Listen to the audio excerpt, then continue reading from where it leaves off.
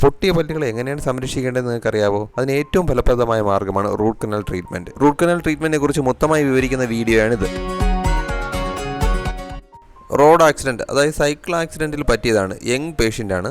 ഈ ഒരു ഫ്രാക്ചറിന് Ellis class 3 fracture എന്നാണ് പറയുക. അതായത് ഉള്ളിലുള്ള മജ്ജ, പൾപ്പ് വെളിയിലോട്ട് എക്സ്പോസ് ചെയ്ത് നിൽക്കുന്നതായിരുന്നു നമുക്ക് കാണാം.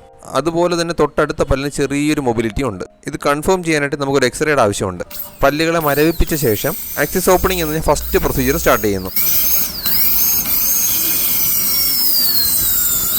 അതായത് ഉള്ളിലെ മജ്ജ ഇരിക്കുന്ന ഭാഗം റൂട്ട് കനാൽ ട്രീറ്റ്മെന്റിനായിട്ട് നമുക്ക് ഇൻസ്ട്രുമെന്റ് എത്തിക്കേണ്ടതായിട്ട് വരുന്നുള്ളത് കൊണ്ട് തന്നെ പാത്ത് വേ ക്ലിയർ ചെയ്യേണ്ട ആവശ്യമുണ്ട്. ശേഷം ഈ കാണുന്ന ഇൻസ്ട്രുമെന്റ് ഉള്ളിലേക്ക് കടത്തി ഡെപ്ത് അറിയണം. ഈ ഒരു ഇൻസ്ട്രുമെന്റിനെ ഫയൽ എന്നാണ് അറിയപ്പെടുന്നത് കേട്ടോ.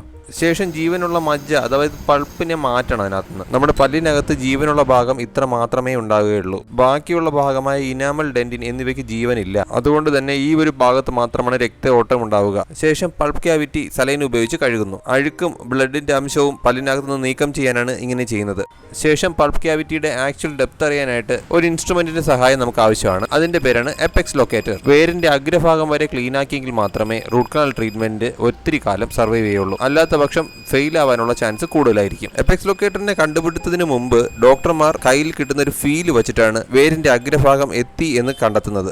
ഡെപ്ത് നിശ്ചയിച്ചാൽ ഉടനെ തന്നെ അടുത്ത ട്രീറ്റ്മെന്റ് മൊഡ്യൂൾ സ്റ്റാർട്ട് ആവുകയാണ്. അതിനെ ഫയലിംഗ് എന്ന് പറയും കേട്ടോ. ഇതിനായി ഉപയോഗിക്കുന്ന ഇൻസ്ട്രുമെന്റിന്റെ പേരാണ് എൻഡോമോട്ടർ. കൂട്ടുകാരെ, ഈ ഒരു പേസ്റ്റ് ആണ് കാൽഷ്യം ഹൈഡ്രോക്സൈഡ്. ഇത് പല്ലിനകത്തുള്ള ഡെബ്രിസ് ക്ലീൻ ആവാനും ഡെന്റിൻ ടിഷ്യൂ ഷേപ്പ് ആവാനും സഹായിക്കുന്നു. ശേഷം പൾപ്പ് ക്യാവിറ്റിയിലേക്ക് നമ്മൾ ഈ ഫയലിനെ കടത്തിവിട്ടിട്ട് ആ ചേമ്പറൊക്കെ ഒന്ന് ഷേപ്പ് ചെയ്യുന്ന കേട്ടോ. ഡോക്ടർമാരുടെ കൺവീനിയൻസ് അനുസരിച്ച് ഫയലുകളുടെ എണ്ണത്തിൽ മാറ്റം വരാം. Purple, white, yellow, red, blue, green, black എന്നീ നിറത്തിലുള്ള ഫയലുകൾ അവൈലബിൾ ആണ്. കളർ കോഡ് അനുസരിച്ച് ഫയലുകളുടെ വലിപ്പത്തിലും വ്യത്യാസം വരും. ക്ലീനാക്കിയ പൾപ്പ് ചേമ്പറിലേക്ക് വയ്ക്കാനുള്ള സാധനമാണിത്. ഇതിനെ GP എന്ന് പറയാം, അതായത് ഗട്ടാ പർച്ച. ഇതിനെ ഒരു സീലന്റുമായി മിക്സ് ചെയ്ത് പല്ലിനകത്തേക്ക് ഇറക്കി വയ്ക്കുന്നു. ശേഷം ആവശ്യമായിട്ടുള്ള അക്സസറി കോൺസ് കൂടെ വെച്ച് കഴിഞ്ഞാൽ പരിപാടി കഴിഞ്ഞു കേട്ടോ. ഈ പൾപ്പ് ചേമ്പർ എപ്പോഴും നന്നായിട്ട് ടൈറ്റ് ആയിട്ട് പാക്കായി നിൽക്കണം, അല്ലെങ്കിൽ ഫെയിലിയർ ആവാനുള്ള ചാൻസ് കൂടാൻ സാധ്യതയുണ്ട്. ശേഷം വെളിയിലോട്ട് നീണ്ടു നിൽക്കുന്ന ഭാഗം ചൂടാക്കി ഉരുക്കി മാറ്റുന്നു. റൂട്ട് കനാൽ ട്രീറ്റ്മെന്റിന്റെ കാര്യത്തിൽ ഓരോ ഡോക്ടർമാരുടെയും ടെക്നിക്ക് പലതാണ്. ഇത് എന്റെ പ്രാക്ടീസിൽ എനിക്ക് സക്സസ് എന്ന ടെക്നിക്കാണ്. ഈ ഒരു വീഡിയോ റെഫറൻസായി വെച്ച് വേറൊരു ഡോക്ടർമാരെയും ജഡ്ജ് ചെയ്യാൻ പാടില്ല എന്ന കാര്യം ഓർമ്മിപ്പിക്കുന്നു.